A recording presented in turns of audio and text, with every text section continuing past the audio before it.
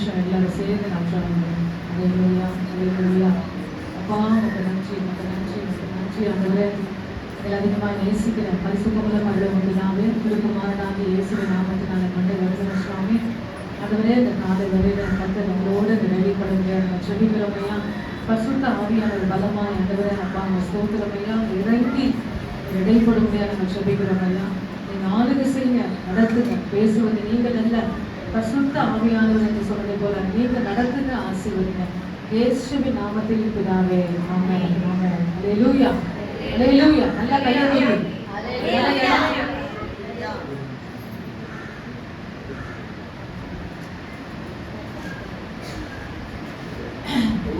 தண்ணீர் என்னது? மனுஷனுக்கு என்ன முக்கியமானது? நமக்கு முக்கியமானது. ரொம்ப டயர்ட் ஆகிட்டா என்ன தேவைப்படும்? நல்ல தண்ணியா சொல்வீங்க, கொஞ்சம் தமிழ்ல சொல்லுங்க.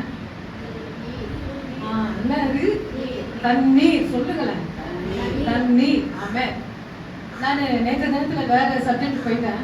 ஆனா வண்டியில வரும்போது அல்லேலூயா கர்த்தர் ஒரு வார்த்தை போட்ட உடனே அதுல நிற்க ஆரம்பிச்சிட்டேன். என்ன பண்ணிட்டேன்? ஒரு வார்த்தை போட்ட உடனே நான் நிற்க ஆரம்பிச்சிட்டேன். இந்த இடத்துல தண்ணீர், அந்த மெசேஜோட தலைப்பு என்ன? தண்ணீர். எத்தனை பேருக்கு தண்ணி வேணும்? மற்றவங்களுக்கெல்லாம் நீங்க மனுஷனா இல்லையா? மனுஷனா இருந்தா ரொம்ப முக்கியமா தேவை. என்ன தேவை? தண்ணி. சாப்பாடு இருக்குதோ இல்லையோ, ஃபர்ஸ்ட் எனக்கு நல்லது நமக்கு தண்ணி. இந்த தண்ணீரை குறித்து அல்லேலூயா பிரைஸ் எல்லாம் கொஞ்சம் பார்க்கலாம் சொல்லி நான் ஆசைப்படுகிறேன். யோவான் எழுதின சுவிசேஷம் 2ஆம் அதிகாரம்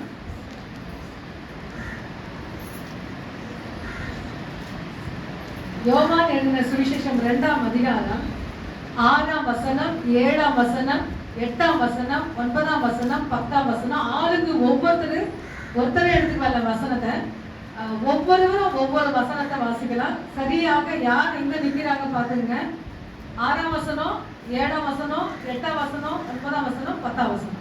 யூதர்கள் தங்கள் சுத்திகரிக்கும் முறைப்படியே ஒவ்வொன்றும் 2-3 குடமாக தண்ணீரை கொள்ளத்தக்க 6 கச்சாடிகளையும் அங்கு வைத்திருந்தார்கள். போதும். அடுத்தது நெக்ஸ்ட். வேலைக்காரனை நோக்கி ஜாடியிலே தண்ணீரை நிரப்புங்கள் என்றார். அவர்கள் அவைகளை நிறைய நிரப்பினார்கள். அடுத்தவர் அவர் அவர்களை நோக்கி நீங்கள் இப்பொழுது மொண்டு பந்தி விசாரிப்புக்காரரிடத்தில் கொண்டு போங்கள் என்றார். அவர்கள் கொண்டு போனார்கள். 9ஆம் வசனம். அந்த திராட்சரசம் எங்கே இருந்து வந்ததென்று தண்ணீரை முண்டு வேலைக்காரருக்கு தெரிந்ததேனென்று பந்தி விசாரிப்புக்காரருக்கு தெரியாததினால் அவன் திராட்சரசமாய் மாறின தண்ணீரை ருசி பார்த்தபோது மணவாளனை அழைத்து இன்னொரு நபர் நல்ல திராட்சரசத்தை கொடுத்து குறைந்ததை கொடுப்பான். நல்ல ரசத்தை இதுவரைக்கும் வைத்திருந்தீரே என்றார். 11 வைத்தியகிஸ்டன். ஆமா. சரி. இந்த முறையின் முதலாம் அற்புதத்தை கலியாவில் உள்ள கானான் ஊரிலே செய்து நம்முடைய மகிமையை வெளிப்படுத்தினார். அவருடைய சிஷ்யர்களையும் அவரிடத்தில் விசுவாசம் வைத்தார்கள். அல்லேலூயா. இது என்ன அற்புதம்? இது எத்தனாவது அற்புதம்? முதல் அற்புதம். இயேசு கிறிஸ்து ஊழியர் செஞ்ச உடனே முதல் அற்புதம். இந்த தண்ணீர் என்று சொன்னீங்களே சிஸ்டர், இந்த தண்ணீருக்குள்ள என்ன ரகசியம்? தண்ணீருக்குள்ள என்ன ரகசியம் இருக்குன்னு சொல்லி நாம் கேட்போம். ஆனா இந்த இடத்துல இயேசு கிறிஸ்து கானா ஊரிலே கல்யாணத்துக்கு போறாரு. என்ன போறாரு? கல்யாணம்னா எத்தனை பேருக்கு சந்தோஷம்? எல்லாமே முன்னாடி ஆலயத்துக்கு வரும்போது ரொம்ப சோர்ந்து போய் ட்ரெஸ்ஸிங் எல்லாமே சோகமா இருக்கும். ஆனா நாளைக்கு ஃபங்க்ஷன் சொன்னாக்கா நைட்டு என்ன பண்ணிடுவோம்? நம்ம மேட்சா வைப்போம். எப்படி செய்வோம்? ட்ரெஸ்ஸுக்கு ஏற்ற மாதிரி மேட்ச் செப்பல்ல இருந்து என்னென்ன செய்வோமோ எல்லாமே மேட்ச் தான். ஆனா அதை விட ஆலயம் என்பது ரொம்ப முக்கியம். யாரை பார்க்க போறோம்? எங்க அப்பாவை பார்க்க போறோம். எப்படி போறோம்? ஃப்ரெஷ்ஷா போறோம், அழகா போறோம். ஆமென். இன்னைக்கு அந்த கல்யாணத்துல அவர் கடந்து போறாரு. போன உடனே அங்க என்ன குறைவு பண்ணுச்சு? திராட்சை ரசம் தண்ணி நீங்க சொன்னதுனால மைண்ட்ல வச்சுட்டீங்க. சூப்பர் வார்த்தை தான், தண்ணி சொன்ன உடனே சூப்பர். ஆனா இதுல கருப்பொருள் என்னன்னா திராட்சை ரசம் அவங்க குறைஞ்சு போயிடுச்சு. ஆனா குறைஞ்சு போன உடனே அந்த இடத்துல ஒரு கச்சாடியில எத்தனை குடம் பிடிக்கும்? இல்ல, தப்பா சொல்லிட்டீங்க. டீச்சர், சண்டே கிளாஸ் டீச்சர் நீங்க. 3 குடம்.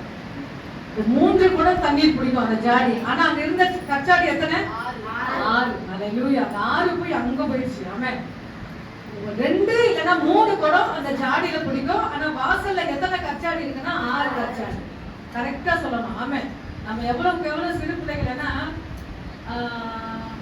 சிறுவர் ஊழியத்துல ஏதோ ஒரு நாள் சிறு பிள்ளைகள் வரும்போது அசால்ட்டா அல்லேலூயா செய்யாம அந்த ஊழியத்தை கவனமா செய்யும் போது, நாங்க செஞ்சிருக்கிறோம் அந்த ஊழியத்தை சபை வைக்கிறதுக்கு முன்பாக அந்த சண்டே ஸ்கூல் செய்யும் போது, இன்னைக்கு அந்த பிள்ளை ஒரு சபைக்கு பாஸ்டர்மா.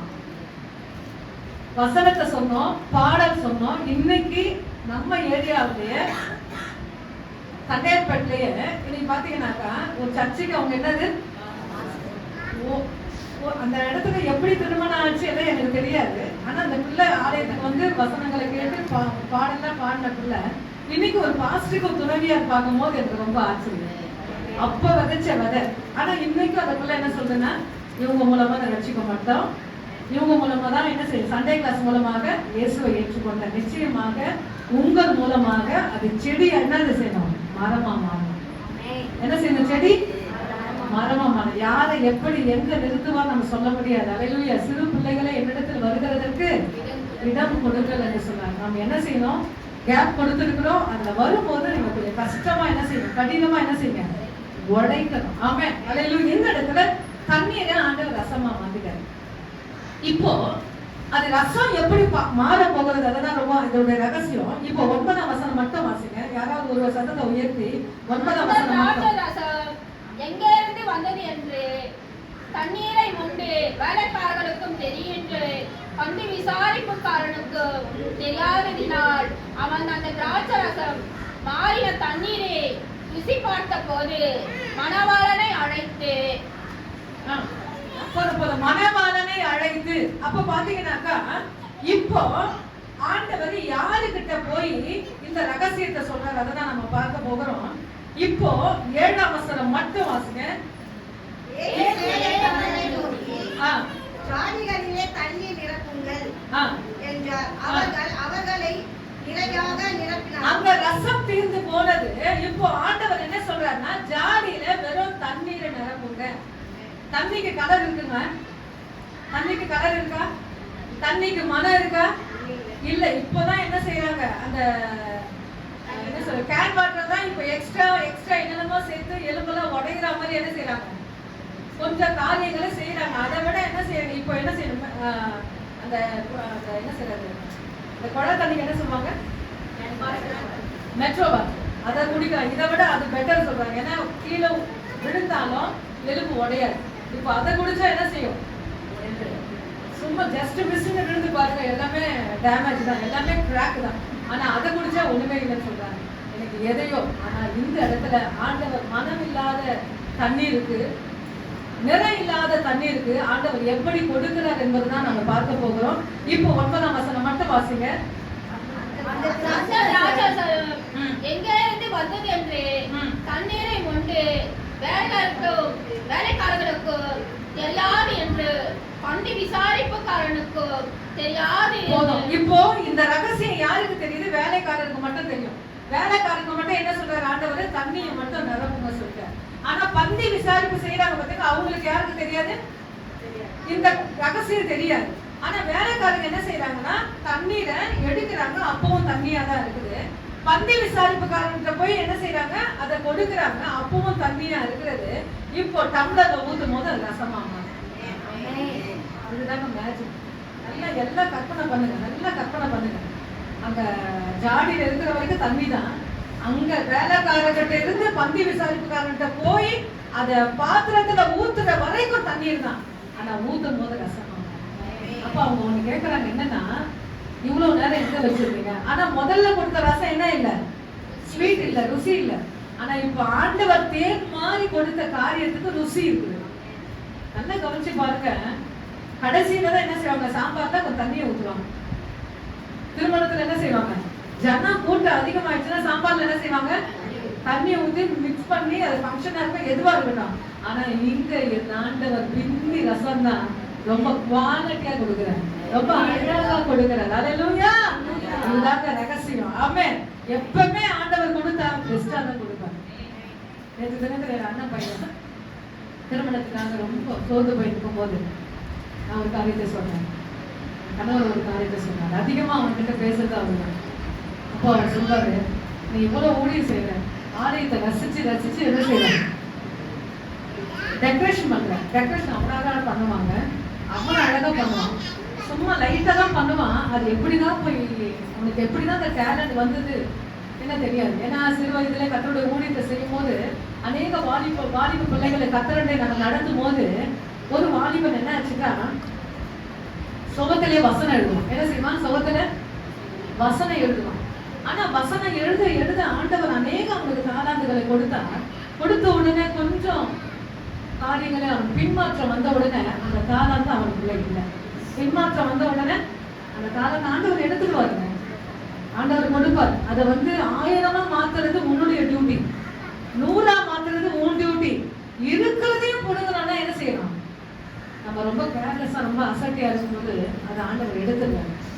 கண்ணா பார்க்க ஆண்டவர் அன்னைக்கு அவன் நின்று இருந்தானா நிச்சயமா இன்னைக்கு ஒரு சர்ச் பாஸ்ட் அளவுக்கு ஆண்டவர் தான் செஞ்சிருப்பாரு, மாற்றி இருப்பாங்க. அவன் நாளைக்கு வசனங்களை அவ்வளவு அழகாக எழுதுவான்.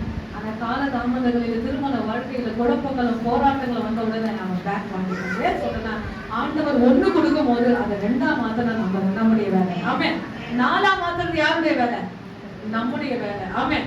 இந்த இடத்துல பாத்தீங்கன்னாக்கா தண்ணீர் ரசமாய் மாறிட்டு, அதுதான் இதோட ரகசியம். 2வது வாசிக்க போகிறோம். யாத்திராகமம் பழைய புதிய ஏற்பாட்டுல ரொம்ப முக்கியமான சப்ஜெக்ட், இத பார்த்துட்டோம். யாத்திராகமம் 7ஆம் அதிகாரத்துல 20ஆம் வசனம் வாசிங்க.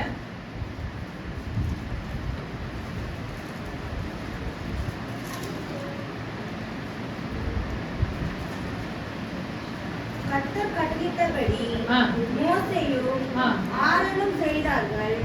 பார்வோனுடைய கண்ணுக்கு முன்பாகவும் அவன் ஊழியக்காரரின் கண்ணுக்கு முன்பாகவும் கோலை ஓங்கி நதியில் உள்ள தண்ணீரை அடிக்க, நதியில் உள்ள தண்ணீரை எல்லாம் ரத்தமாய் மாற்றி போயிற்று. ஆமென். இப்போ வெறும் தண்ணி ரத்தமா மாறுது. என்ன செய்யறது, 10 வாதையில ஒரு வாதை. எத்தனை பேருக்கு புரியுது? 10 வாதையில ஒரு வாதை. நீ போய் தண்ணியில கோலை வை, அந்த தண்ணி என்ன ஆகும், ரத்தமா மாறும். ஆனா அங்க சுவையில்லாத நிறையில்லாத தண்ணீருக்கு என் ஆண்டவர் சுவை கொடுத்து நிறம் கொடுத்து அந்த இடத்துல அந்த ஃபங்க்ஷன் அழகா முடிச்சு கொடுத்தார். ஆனா இந்த இடத்துல ஒரு வாதை எதிர்ப்புல வருகிறது என்னன்னா தண்ணீர் ரத்தமாய் மாறும். இன்னைக்கு அதிகமா நான் சொல்லுவேன், உங்க விசுவாசம் உங்களை ஜெயிக்கும், உங்க விசுவாசம் உங்களை வாழ வைக்கும். நீங்க தண்ணீர் தான் என்ன செய்வேன். நான் நேற்று தினத்துல தலைமை சபையில சுத்திகரிப்பு ஆராதனை என்னை நடத்த வேண்டும் என்று சொன்னது போல சுத்திகரிப்பு கூட்டத்தை நடத்தும் போது ஒவ்வொரு காரியங்களுக்காக நான் ஜெபிக்க ஆரம்பித்தேன். பஸ்ல டிராவல் பண்ணி வருகிறவர்களுக்கு, தூரத்துல இருந்து வருகிறவர்களுக்கு, அந்த சிறு குழந்தைகளை ஆராதனையில வைத்து இருக்கிறவர்களுக்கு எப்படியெல்லாம் ஜெபிச்சா எனக்கு கத்தருக்கு பண்ண தெரியும். அதை சொல்லி ஜனங்ககிட்ட அந்த ப்ரேயர் ரிக்வெஸ்ட் வச்சேன்.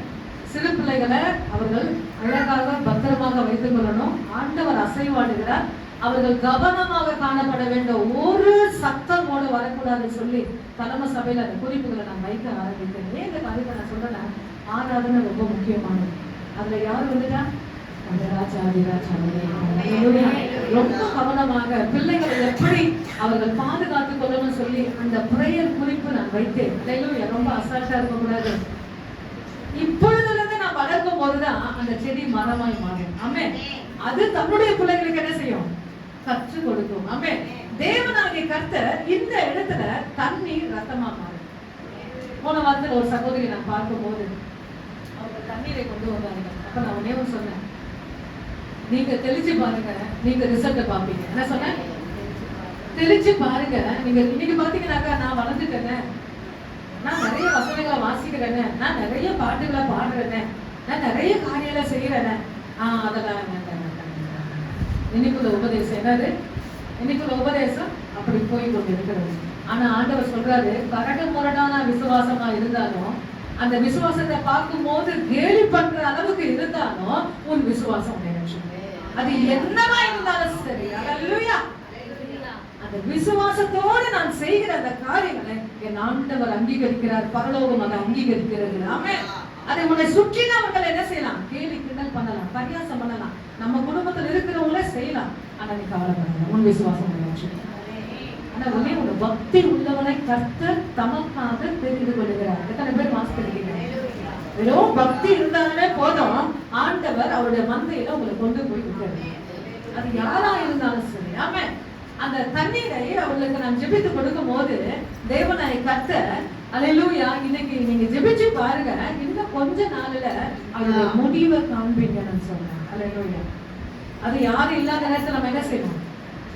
யாரும் இல்லாத நேரத்துல நம்ம என்ன செய்யணும்? ஏன்னா அப்பவே தண்ணீரை ரத்தமா மாத்திட்டாருங்க. யாத்திரா புஸ்தகத்துல தண்ணீரை ரத்தமா மாத்திட்டாருங்க வசனம் சொல்லுங்க. அது எண்ணெயா இருந்தாலும், அது தண்ணீரா இருந்தாலும் ஜெபிக்கும் போது அல்லேலூயா, அவருடைய ரத்தமாய் கல்வாரி சிலுவையில ரத்தமாக கட்ட மாற்றுகிறார். ஆமென். அடுத்ததாக வாசிக்க போகிறோம் யாத்திராகமம் 15ஆம் அதிகாரம். இந்த தண்ணீர் என்னமாய் மாறுகிறது? யாத்திராகமம் 15ஆம் அதிகாரம் 23-25. அப்போது எகிப்தியர் அவர்களை தொடர்ந்து 15 யாத்திராகமம் 15 வந்தபோது மாராவின் தண்ணீர் கசப்பா இருந்ததினால் அதை குடிக்க அவர்களுக்கு கூடாது இருந்தது. ஆதினால் அவ்விடத்துக்கு மாரா என்று பெயரிடப்பட்டது. அவ்விடத்துக்கு மாரா என்று பெயர். 24. அப்போது ஜனங்கள் மோசேக்கு விரோதமாக எண்ணத்தை குறிப்போம் என்றார்கள். மோசே கர்த்தரை நோக்கி கூப்பிட்டார். என்னாச்சு உங்களுக்கு? நான் கேக்குறேன், என்னாச்சு? என்னாச்சு? அப்படியே கீழே போயிடுச்சு. நல்லா ஒரு வாய்ஸ் ரேஸ் பண்ணுங்க. கர்த்தரை நோக்கி கூப்பிட்டார். அப்பொழுது கர்த்தர் மோசேக்கு ஒரு மரத்தை காண்பித்தார். அதை அவன் தண்ணீரில் போட்டான். போட்டவுடனே அது மதுரமான தண்ணீர் ஆயிடுச்சு. அவர்களுக்கு ஒரு நாயமந்தியும் ஒரு நாயத்தையும் கடலிட்டு அங்க அவர்களை சோதித்து. போதும். கண்ணாடி கண்ணாடி வாங்கி போதும். இதெல்லாம் லெட்டர்ஸ் பார்த்து எவ்வளவு சாரீஸ் வாங்குறாங்க. நான் ரொம்ப முக்கியமா சொல்லுவேன், எவ்வளவு காரியங்களை நம்ம குடும்பத்துக்கு செய்யறோம், நல்லது இல்ல செஞ்சுதான் ஆகணும். அதை விட முக்கியமானது பைபிள் படிக்கிறது. பைபிளை வாங்குங்க.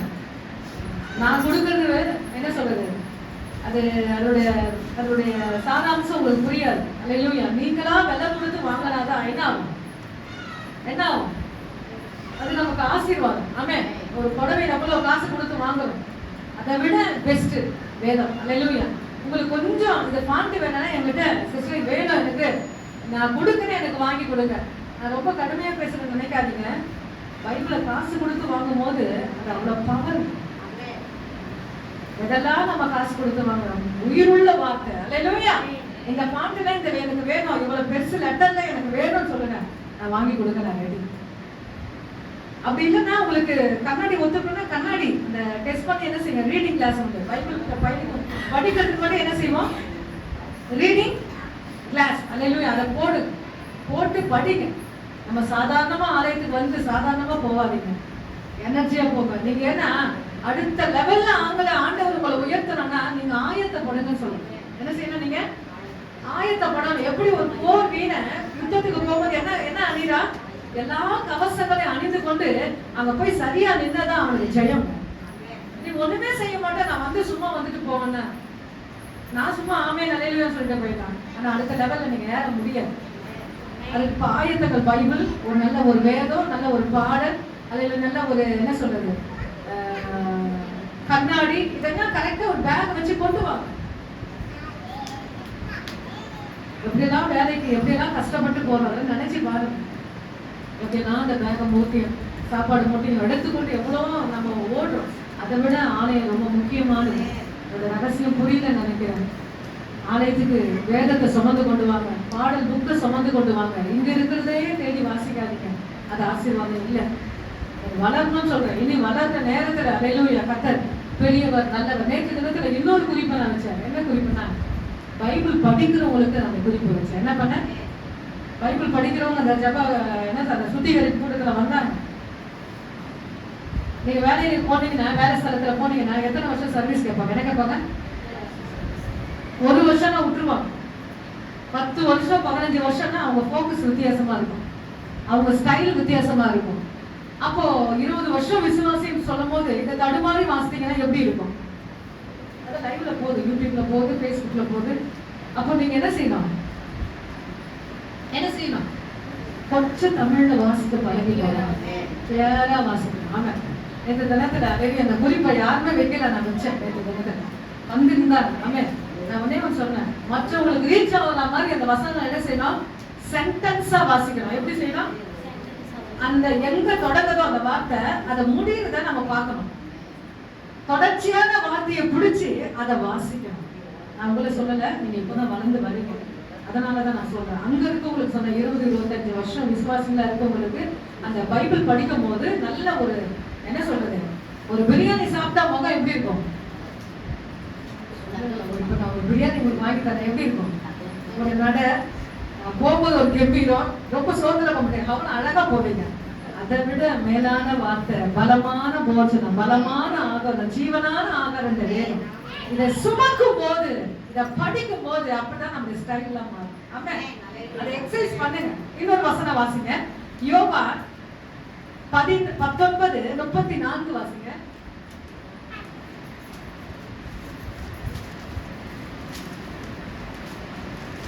யோவான் 19:34.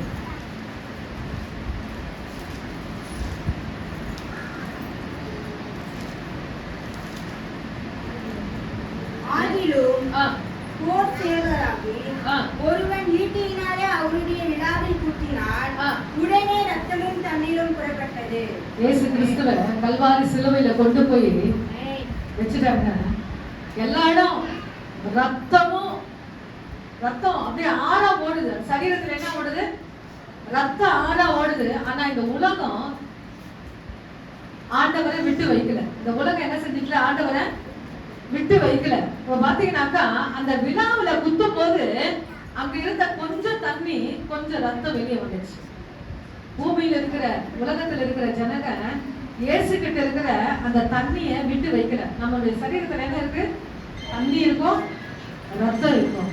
ஆனா கொஞ்சம் தண்ணி, கொஞ்சம் ரத்தம் இருந்தது, எல்லாத்தையும் வெளியே அமைச்சிட்டாரு. ஆனா அதை கூட இந்த பூமியில இருக்கிற ஜனங்க என்ன செய்யல? விட்டு வைக்கல. குத்தும் போது அதை பீறிட்டு வெளியே வருது.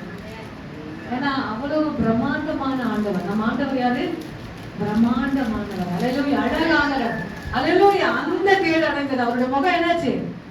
பார்க்கத்தக்க ரூபம் இல்ல, அந்த கேடு. அப்ப கொஞ்சம் தண்ணீரும் கொஞ்சம் ரத்தமும் இந்த விழாவை குத்தும் போது அது வெளியே பீறிட்டு வருது.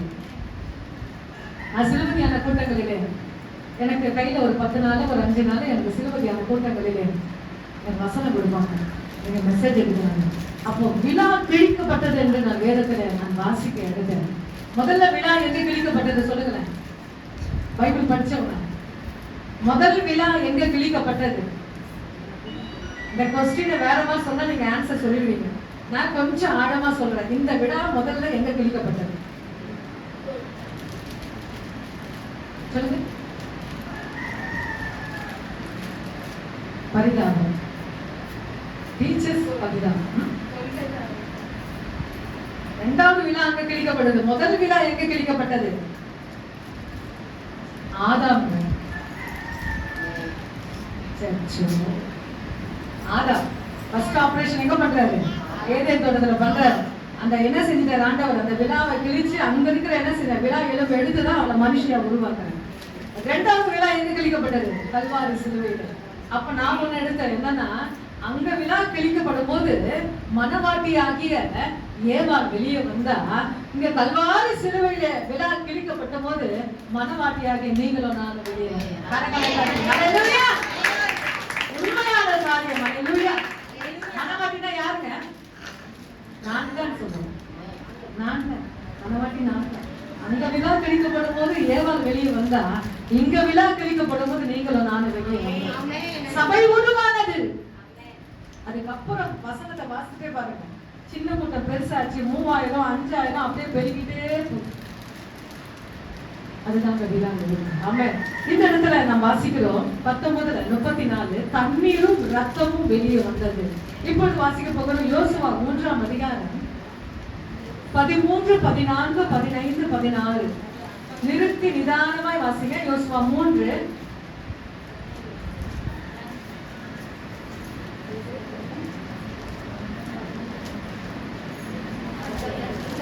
13, 14.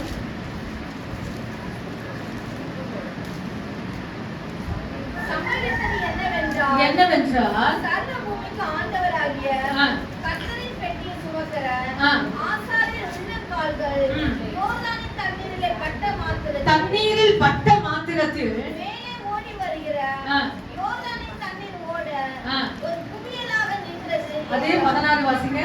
ஜனங்கள் யோர்தான் இல்ல 16மா மேலே ஓடி வருகிற தண்ணீரை நின்று சாதாரண அடுத்த ஊர் என்ன வரைக்கும் ஒரு குவியலாக குவிந்தது. உப்பு கடல் என்னும் சமமான வெளிக்கடலுக்கு ஓடி வருகிற தண்ணீர் பிரிந்து ஓடிட்டது. அப்பொழுது ஜனங்கள் எரிகோவுக்கு எதிராக கடந்து போனார்கள். ஆமென், அல்லேலூயா. இப்போ 17ஆம் வசனம் மட்டும் வாசிங்க. ஜனங்களும் யோர்தானை கடந்து தீருமளவும் கர்த்தருடைய உடன்படிக்கை பெட்டி சுமக்கிற ஆசாரியர்கள் யோர்தானின் நடுவிலே தண்ணீர் இல்லாத தரையிலே காலூன்றி நிற்கும்போது இஸ்ரவேல் எல்லோரும் தண்ணீரையும் உலர்ந்த தரையாக கடந்து போனார்கள். அல்லேலூயா, அல்லேலூயா. இங்கே ஒரு செங்கடல் அனுபவம் கடந்து வருகிறது. ஆசாரியர்கள் என்றால் ஊழியர்கள், கர்த்தருடைய பணியை செய்கிறவர்கள். அவர்கள் என்ன செய்யறாங்களா, உடன்படிக்கை பெட்டி என்ன செய்யறாங்க, சுமந்துட்டு வராங்க. உடன்படிக்கை பெட்டி, இன்றைக்கு உடன்படிக்கை பெட்டி யாருன்னா இயேசு கிறிஸ்து. உடன்படிக்கை பெட்டினா அப்போ சுமந்துட்டு வராங்க. அப்போ கல்வாரியில சிலுவைக்கு போல ஒண்ணும் இல்ல. ஆனா அப்போ என்ன செய்யறாங்க, அந்த உடன்படிக்கை எங்க நிக்கிறதோ அந்த பிளஸிங் உண்டு, அங்க ஆசீர்வாதம் உண்டு. இத சுமந்துட்டு வராங்க. அவங்க யோர்தான்ல அந்த கால் பட்ட மாத்திரத்துல அதுக்கு மேல போய் நிக்கிறாங்க. இப்ப என்ன செய்யறாங்களா, தரையிலே கடந்து போய் இஸ்ரவேல் ஜனங்க எங்க பண்றாங்க, யோர்தானை குறிச்சு நம்ம என்ன, யோர்தானும் செங்கடலும் செங்கடலும் ஒரு அருமையான பாடல். இந்த மட்டும் பார்த்த எபினேசர் நல்ல ஒரு அருமையான பாடல். அதுல யோர்தானும் செங்கடலும் மேட்ச் பண்ணி வரும். அதனுடைய அனுபவங்களும் சேமா இருக்கும். அல்லேலூயா. அதை படிக்கிறவங்களுக்கு நமக்கு தெரியும் அதனுடைய என்ன சொல்றதுன்னா, அதனுடைய காரியங்கள் எப்படி பிரிந்து போனது. அங்க கோலை வச்ச உடனே செங்கடல் என்னச்சு, வடி விட்டுச்சு. கோல், மோசேயுடைய கோல் வச்ச உடனே செங்கல் என்னச்சு, வடி விட்டுச்சு. இங்க யோர்தான்ல ஆசாரியனுடைய உள்ள கால்கள், நிச்சயமாக ஊழியர்கள் விசேஷமாக வந்து அந்த ஊழியக்காரங்க எங்க நிக்கிறாங்களோ கர்த்தர் என்ன செய்யறாரு, அந்த இடங்களை கர்த்தர் ஆசீர்வதிக்கிறார். ஆமா, எத்தனை பேருக்கு விளங்குது. அல்லேலூயா. அவங்க உள்ள கால்ல சொன்னாங்க. அப்படின்னா அந்த பதிவு எப்படி செய்யப்பட்டிருக்கிறதுனா, அவங்களுடைய உள்ள கால்கள் அந்த யோர்தான்ல பட்ட மாத்திரத்துல அது குவியலாக நிற்கிறது. நிச்சயமாக நம்முடைய சரீரத்தின் உறுப்புகள் ரொம்ப முக்கியமானது. அதை நம்ம எங்க நிக்கிறோமோ ஆண்டவர் ஒரு விசேஷமான காரியத்தை ஆண்டவர் செய்வார். அல்லேலூயா. அது நானா இருந்தாலும் சரி, நாங்க தான் செய்யணும்னு சொல்றேன். யாரா இருந்தாலும் சரி, ஒரு இடத்துல போய் நீங்க உள்ளங்கால் வச்சு நீங்க ஒரு கூடாரத்துல கடந்து போறீங்க, இல்ல போய் ஜெபிக்கிறீங்க, இல்ல ஒரு பலவீனரை போய் பார்க்க போறீங்கன்னா அங்க வித்தியாசமான அற்புதங்களை ஆண்டவர் செய்வார். ஆனா போற வேலை நம்முடைய வேலை தாங்க. நமக்கு பிள்ளை இருக்கு, கணவன் இருக்காங்க, மனைவி இருக்கு, எல்லாமே இருக்கு. ஆனா அதன் மத்தியிலும் பலவீனரை ரொம்ப முடியாம நம்ம சபையில யாராவது வரலைன்னா, யாராவது கடந்து போய் பார்க்கும் போது நிச்சயமா அங்க போய் நின்னீங்கனால கர்த்தர் உங்களை ஆசீர்வதிக்க. நிச்சயம் பேருக்கு, நிறைய பேருக்கு இந்த ரகசியம் தெரியல. அல்ல ஏதோ என்னுடைய காரியம் காலையில போடணும், வரணும், போகணும், சம்பாதிக்கணும், இதை செய்யணும், அதை செய்யணும், சாப்பாடு செய்யணும், அதை செய்யணும், எல்லாமே நல்லதுதான். இல்ல அதன் நடுவில் ஊழியத்துக்காக நாம் என்ன செய்யறோம், ஊழியத்துக்காக 1/2 மணி நேரம் ஒதுக்குறோமா? இன்னைக்கு சபையில ஒரு விசுவாசி வரல, அவங்கள போய் போன் பண்ணி விசாரிக்கணுமா, இதுக்கு என்ன பணமா செலவா இருக்கு? இல்ல, ஒரு மாசம் ஃபுல்லா அன்லிமிட்டட் போடுறீங்க, ஒரு காசு பண்ண முடியாதா? ஏன் சிஸ்டர் வரல, என்ன உடம்பு முடியலையா, உங்களுக்கு ஏதாவது பிரச்சனையா? ஆமென். ஒரு அவையும் பாடுபட்டா என்ன செய்யணுமா? எல்லாரும் பாடுவாங்க. அதுதாங்க கர்த்தருடைய வார்த்தை. முதலாவது நாம் பார்த்தோம், வெறுமையான தண்ணீரை என் ஆண்டவர் ரசமாய் மாற்றினார். இன்னைக்கு நம்முடைய சூழ்நிலை வெறுமையா இருக்கலாம், நம்முடைய பேங்க் பேலன்ஸ், நம்முடைய மாப்பு சிக்கிற தொட்டி எல்லாமே வெறுமையா இருக்கலாம். ஆனா ஆண்டவர் அதை முற்றிலுமாக ஆசீர்வதிக்க அவர் வல்லமையுள்ள தேவனாக இருக்கிறார். ஆனா விசாரிக்க என்ன செய்யணும்னா, நம்ம எடுத்து பரிமாற ஆரம்பிக்கணும். பரிமாற ஆரம்பிக்கிறது நீங்க போய், நான் உங்களை போய் என்ன சொல்றேன், நீங்க போய் கல்யாணத்துல போய் பரிமாறுங்க, குடும்பத்துல போய் பரிமாற சொல்லல. அல்லேலூயா. ஒரு காரியத்துல ஆண்டவர் உங்களுக்கு ஒரு வெறுமையான காரியங்கள் இருந்தா அந்த இடத்துல ஜெபிச்சு ஒரு காரியத்தை செய்ய. அதான் சொன்னாரு, வருமானம் வந்துச்சுன்னா ஃபுல்லா எடுத்து அதை ஃபுல்லா காலி பண்ண. ரொம்ப முக்கியமானது என்ன, ரொம்ப முக்கியமானது, ஃபுல்லா எம்டி பண்ணிடாது. வீட்டுல வைங்க, கொஞ்சம் வைக்க பழகி கொள்ளுங்க. அதன் மீது உங்க உழைப்பு இருக்கு, அந்த உழைப்பை வச்சு ஜெபிங்க. ஒவ்வொரு நாளா ஜெபிங்க. அதை 6ஆ மாத்துறது, அதை 1000ஆ மாத்துறது, அதை கோடியா மாத்துறது அவர் கையில இருக்கிறார். அல்லேலூயா. அந்த அப்படியே முழுசா குத்துறாதீங்க. அல்லேலூயா. தேவ சமூகத்துல ஜெபித்து எடுங்க. ஜெபித்து ஒவ்வொரு காரியத்தை செய்யுங்க. கர்த்தர் உங்களுடைய வருமானத்தை போதுமானதாக கர்த்தர் மாஸ்டர் செய்வார். ஆமென். இரண்டாவது மட்டும் மாறாவின் தண்ணீரை மதுரமாய் மாற்றினார். இன்னைக்கு எத்தனையோ வாழ்க்கை கசந்து போயிருக்காரு. என்ன வாழ்க்கை? நம்ம இருக்கிற வாழ்க்கை என்ன செய்யுது? இனிப்பாவா இருக்கு? ஓகே அப்படின்னு தலையாடுது. என்ன நம்ம இப்ப நம்ம இருக்கிற வாழ்க்கை எப்படி இருக்கு? ரொம்ப கசப்பா இருக்கு. எல்லாமே கசப்பா இருக்கு. இந்த திருமணால கசப்பா இருக்கு. ஆனா அதே வாழ்க்கையை ஆண்டவர் ஆசீர்வாதமாக ஜம்ப் ஆயிடாதீங்க, அடுத்ததுக்கு போயிடாதீங்க. அதே வாழ்க்கை தான். ஆனா நின்னு பேஸ் பண்ணி அல்லேலூயா தேவ சமூகத்துல ஜெபிக்க ஆரம்பிங்க. மாறாவி நீரை மதுரமாய் மாற்றின கர்த்தர் நிச்சயமாய் மதுரமாய் மாற்றுவார். பிள்ளைகள் மத்தியில, குடும்பத்தில் மத்தியில, கணவன் மத்தியில எங்க திரும்பினாலும் ஒரு கசப்பா இருக்கா, கவலைப்படாதீங்க. ஒன்னே ஒன்று செய்யுங்க, அதன் மீது, அந்த காரியத்தின் மீது ஜெபிக்க பழகி சொல்லுங்க. கர்த்தர் மாறாவின் தண்ணீரை என்ன செஞ்சுட்டார்? மதுரமாய் மாற்றுவார். தித்திப்பா வாயில வைக்க முடியாது தண்ணிய. ஆனா ஆண்டவர் அந்த இடத்துல ஒரு மரத்தை காண்பித்தார். அந்த மரத்தை போட்ட உடனே அது மதுரம். மரம் என்றால் சிலுவைக்கு அடையாளம். அல்லேலூயா. சிலுவையின் ரத்தத்தை தெளிச்சு நீங்க ஆரம்பிங்க. கர்த்தர் பெரியவர். அல்லேலூயா. அடுத்ததாக வாசிக்க போகிறோம் யோசுவா 3ஆம் அதிகாரத்துல 13 வாசித்தாச்சு. அதனுடைய ரத்தின சுருக்கமா சொல்ற 13ல இருந்து 16. ஆசாரியனுடைய உள்ளங்கால்கள் பட்ட மாத்திரத்துல அந்த இடத்துல யோர்தானிலே ஒரு பெரிய கிரியை உண்டானது. அப்ப நம்ம எங்க நிக்கிறோம்? யாருகிட்ட பேசுறோம்? யாருகிட்ட போய் ஆண்டவரை பத்தி சொல்றோம்? காலையில எழுந்ததுல நைட்டு வரைக்கும் உங்க காரியமா தான் நீங்க ஓடுறீங்க. உங்க காரியத்துக்கு தான் நீங்க என்ன செய்றீங்க? டைம் ஃபுல்லா செலவு பண்றீங்க. அந்த நடுவுல நான் எங்கன்னா இயேசுவை பத்தி சொல்றேன்னா, யாருக்கிட்டனா இயேசுவை பத்தி நான் பேசுறேன்னா, நிச்சயமாங்க ஒரு பாட்டு நான் பாடினேன். எத்தனை பேருக்கு புரிஞ்சது தெரியல. ஆராதிக்க கூடினோம், ஆர்ப்பரித்து பாடிடுவோம், வல்ல இயேசு நம் தேவன் என்றென்றும் அவர் நம்ம. அதுல பாத்தீங்கன்னாக்கா தேவ சேவையே என் கம்பீர சேவை. ராஜரீகமான பண்ணீங்க. அது அசால்ட்டை வந்துட்டீங்கன்னா அடுத்த லெவல் நீங்க போக முடியாது. ஆண்டவர் பாடல் ஊழியமோ, அது வேத வாசிக்கிற ஊழியமோ, அது ஜப ஊழியமோ, அது எவ்வளவு ஊழியமா இருந்தாலும் சரி, அல்லேலூயா, அது பயத்தோடு பழகி கொள்ளுங்க. அல்லேலூயா. அதுல இருந்து ஆண்டவரை நான் சிறப்பா செய்யணும். எனக்கு கொடுத்த டியூட்டி நான் என்ன செய்யணும்? சிறப்பா செய்யணும். ஒரு குறிப்பு, ஒரு பிரேயர் குறிப்பு நான் ஃபாஸ்டிங் பிரேயர்ல கொடுத்தேன்னா, ஒவ்வொருத்தரும் என்ன செய்வாங்கன்னா ஒரு நிமிஷத்துல முடிச்சிடுவாங்க. என்ன செய்வாங்க? அந்த பிரேயர் குறிப்பு என்ன செய்வாங்க? ஒரு நிமிஷத்துல முடிச்சு இயேசுவின் நாமத்தில் பிதாவே சொல்லுவாங்க. அதே கொஞ்சம் ஒரு 20 வருஷம் 25 வருஷம் ஒரு அவங்க ரட்சிக்கப்பட்ட விசுவாசி அந்த குறிப்பை எடுப்பார்கள்னா 1/4 மணி நேரம் இருப்பாங்க. இப்ப நான் சொல்றேன், சபையில போய் கொஞ்சம் சுத்தம் பண்ணிட்டு வாங்கன்னு சொல்லி சாவி கொடுத்து நான் ஒரு சிஸ்டர் நான் சபைக்கு அனுப்புறேன். அவங்க என்ன செய்வாங்க? சபையை ஓபன் பண்ணி, சபை அலங்கோலமா இருக்குது, இதெல்லாம் வைக்க வேண்டிய இடத்துல எல்லாம் இல்ல. அவங்க என்ன செய்வாங்க? சும்மா சாதாரணமா வந்துட்டு என்ன செய்வாங்க? மேற்பார்வையால இருந்து லைட்டா கொஞ்சம் கொஞ்சமா செஞ்சுட்டு என்ன செய்வாங்க? சிஸ்டர் முடிச்சுட்டு சொல்லி என்ன செய்வாங்க? கையில சாவி கொடுக்குறாங்க. அப்புறம் இன்னொரு சிஸ்டர் என்ன செய்யறேன், நான் போய் பாக்குறேன், அது ஒழுங்கின மாதிரி இருக்கு. அப்ப இன்னொரு சிஸ்டருக்கு என்ன செய்யறேன்? சாவி கொடுத்து அனுப்புறேன், போய் கொஞ்சம் செஞ்சுட்டு வாங்கன்னு சொல்றேன். ஆளின் அழகுறாங்க என்ன செய்யறாங்கன்னா, சும்மா பர்ஃபெக்டா, ரொம்ப நேர்த்தியா, ரொம்ப அழகா வந்து பார்த்தா அப்படி பளிச்சின மாதிரி என்ன செஞ்சுட்டாங்க? செஞ்சு முடிச்சுட்டாங்க. அப்ப நான் சொன்ன பாத்தீங்களா, ஒரு குறிப்பு கொடுத்த உடனே ஒரு நிமிஷத்துல ஜெபிச்சு வெளியே வரவங்கள இருக்கிறாங்க. ஒரு குறிப்பு நான் கொடுத்த உடனே உள்ள போய் என்னென்ன காரியத்துக்கெல்லாம் ஜெபிக்கணுமோ 4 மணி நேரம் ஜெபிச்சுட்டு வெளியே வரவங்க இருக்காங்க. இதுல இருந்து என்ன புரியுது சொல்லுங்க? நீங்களும் உங்க வீட்டுல உங்க பிள்ளைகிட்ட ஒரு வேலை சொல்லியிருப்பீங்க, அது சாதாரணமா செஞ்சு முடிச்சுக்கணும். இன்னொரு பிள்ளைகிட்ட என்ன செய்வீங்க, ஒரு வேலையை கொடுப்பீங்க, அதை நேர்த்தியா அழகா செஞ்சு முடிச்சுங்க. எத்தனை பேர் இந்த ரிசல்ட்டை பாத்துருவீங்க? கையை தூக்குங்க. தைரியம் பிள்ளை இருந்தா கூட பரவாயில்ல, கவலையே படாதீங்க. ஆமே. சாதாரணமா போயிட்டு வரதும் இருக்கு, அங்க போய் நின்று கண்ணீரும் கம்பளமா ஜெபிச்சு வர்றவங்கள இருக்கிறாங்க. ஏன் இந்த காரியத்தை நான் சொல்றேன்னா, நம்ம சாதாரணமா இருக்கக்கூடாது. நம்ம எப்படி இருக்கக்கூடாது? சாதாரணமா இருக்கக்கூடாது, பெஸ்டா இருக்கணும். அல்லேலூயா. ரொம்ப பெஸ்டா இருக்கணும். இவங்க போனா இவங்க கிட்ட இதை கொடுத்தனா இவங்க இதை செஞ்சு முடிச்சிடுவாங்க சொல்லி நான் என்ன செய்யணும்? நான் நம்பணும்.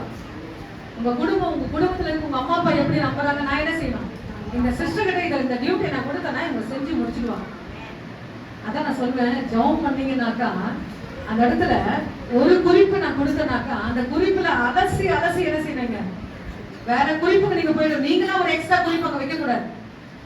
அந்த குறிப்பிலேயே ரவுண்ட் அப் பண்ணி 4 மணி நேரம் ஜெபிக்கணும். அப்படிப்பட்ட ஒரு அனுபவத்துல கடந்து வாங்க. கர்த்தர் உங்களுடைய ஸ்டைல ஆசீர்வதிப்பார். அல்லேலூயா. ஒரு அருமையான ஒரு வார்த்தை, ஒரு வாலிப மகனுடைய தலைமை சபையில ஒரு குறிப்பு கொடுத்துட்டாக்கா அது மேல போயிடும். என்ன செஞ்சிடும்? ஜெபிக்கிற குறிப்பு கொடுத்துட்டாங்க சொல்லி பயந்து என்ன செய்யும்? மேல போயிடும்.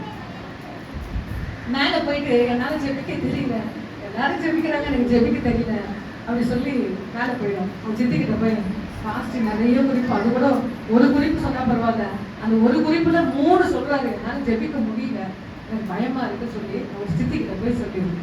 நான் என் காதால கேட்டேன். அப்ப ஒவ்வொரு நேரமும் அந்த பேரை சொல்லி, அந்த பெண்ணுடைய பேரை சொல்லி 2 வார்த்தை சொல்லி ஜெபம் பண்ணது. அதே மாதிரி 2 வார்த்தை சொல்லி ஜெபம் பண்ணேன். 2 வார்த்தை. ஏன்னா என்னுடைய பிள்ளைங்களுடைய ஏக்கத்தை நான் என்ன செஞ்சேன், காதுல கேட்டேன். நான் 3 குறிப்பு கொடுக்குறேன், ஒரே குறிப்பு அதுல ஜெபம் பண்ணிட்டு அது வந்தேன். இன்னைக்கு நான் பாக்குறேன் 20 நிமிஷம் எடுத்துக்கிறேன். உண்மையாக கணக்கு நான் சொன்னேன், ஆண்டவர் அறிஞ்சிருக்காங்க. அதில் இன்னைக்கு நான் குறிப்பு கூட அது எப்போ பிடிக்க சொல்லி நான் காத்திருக்கேன். அது ரொம்ப நேரம் எடுக்கிறேன் சொல்லி நான் என்ன செய்யறேன், இப்போ நான் வெயிட் பண்ணி இயேசுவின் நாமத்தில் பிதாவை சொல்ல நான் ரெடியா இருக்கேன். அது உள்ள முடிக்கிறேன். ஏன்னா அப்படிதான் நம்ம ஆண்டவர் தொடங்க வைப்பாரு. ஆனா முடியும் போது நம்ம கண்களுக்கு இது ஆச்சரியமா இருக்கிறது. இந்த காரியம் கர்த்தரால் வந்தது, இது நம்முடைய கண்களுக்கு ஆச்சரியமா இருக்கிறது என்று சொல்லுங்க. இப்போ அது உள்ள போய் ரவுண்ட் அப் பண்ணி ஜெபிக்கும் போது நான் ஆச்சரியமா பார்க்கிறேன். அல்லேலூயா. எல்லா ஜெபத்திலையும் அதான் ஃபர்ஸ்ட் வந்து நிற்கும். குடும்ப ஜெபமா இருந்தாலும் சரி, அது சுத்திகரிப்பு ஆராதனை இருந்தாலும் சரி, அது பரிகிருஷ்ணடியா இருந்தாலும் சரி, முன்ன வந்து பாயப்பட்டு உட்கார்ந்து நிற்கிறேன். நான் உன்னையே சொல்லுவேன், வாழ்க்கைக்கு ஆண்டவர் உதவி செய்யணும். ஆலயத்துக்கு செய்கிற பிள்ளைகளுக்கு தேவனாய் கர்த்தர் என்ன செய்யுங்க, உதவி செய்யுங்க. அல்லேலூயா. கர்த்தர் முதல்ல இருக்கிறவங்களுக்கு அந்த ஒரு பெஸ்டா எல்லா காலத்துல பெஸ்டா கொடுப்பாங்க. ஆனா நேரத்தை எடுத்து நம்ம கடந்து வரும்போது கர்த்தர் நம்ம ஆசீர்வதிப்பார். நம்ம அப்படியே முழங்கால் படிடுவோம். தேவ சமூகத்துல எல்லாரும் முழங்கால் படிட்டு மாறாவி நீரை மதுரமாய் மாற்றின கர்த்தர். இந்த பாடலுடைய வரி சொல்லுகிறது, மாறாவி நீரை தேனாக மாற்றும் என் நேசர் என்னோடு உண்டு. தேவா நான் விசேஷித்தவன், ராஜா நான் அதை தினம் யோசிப்பவன். தேவா நான் விசேஷித்தவன், ராஜா நான் அதை தினம் யோசிப்பவன். ஏதினா இது ஏதினா நீ என்னோடு